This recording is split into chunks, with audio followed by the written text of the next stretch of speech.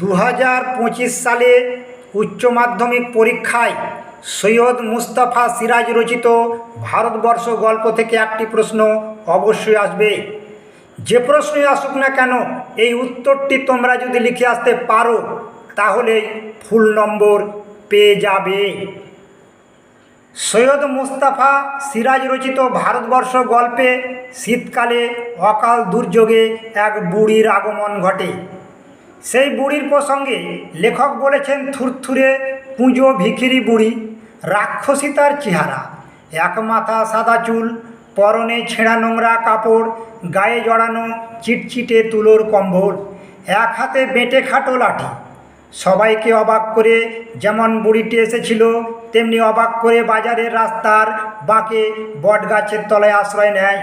দুর্যোগ কেটে গিয়ে রোজ ঝলমলে দিন এলে বুড়ির কোনো সাড়া না পেয়ে চাওয়ালা জগা বলল, নির্ঘাত মরে গেছে বুড়িটা। বিজ্ঞ চৌকিদারের পরামর্শ মতো হিন্দু পাড়ার লোকেরা বুড়িকে বাঁশের চাংদোলায় ঝুলিয়ে উজ্জ্বল রোদে নদীর গরম বালিতে ফেলে আসে। বিকেলে দেখা গেল মোল্লা সাহেবের নির্দেশে বুড়ির মরদেহ চাংদোলা করে তুলে এনেছে মুসলমানেরা। এই ঘটনাকে কেন্দ্র করে হিন্দু মুসলমান লোকজনের মধ্যে তর্ক বিতর্ক শুরু হয়। মোল্লা সাহেবের যুক্তি, বুড়িকে তিনি কলমা পড়তে শুনেছেন। মোল্লা সাহেবের পাশে এসে দাঁড়ায় ফজলু শেখ ও করিম ফরাজি। আবার ভট্টাচ মশাইয়ের নিবারণ বাগদি নকনি নাপিত প্রমাণ দিল বুড়ি হিন্দু ধর্মাবলম্বী। উভয় পক্ষের লোক পরস্পরের প্রতি মারমুখী হয়ে ওঠে। এমত অবস্থায় বুড়ি হঠাৎ উঠে বসে। জনগণ প্রশ্ন করে, বুড়ি তুমি হিন্দু না মুসলমান?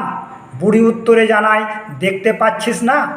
অর্থাৎ বুড়ি বলতে চাইছেন, মানুষের গায়ে হিন্দু মুসলমান বলে কিছু লেখা থাকে না। তার পরিচয় সে মানুষ। ধর্ম নয়, বর্ণ নয়, জাত নয়, পাত নয়, মানুষই বড়।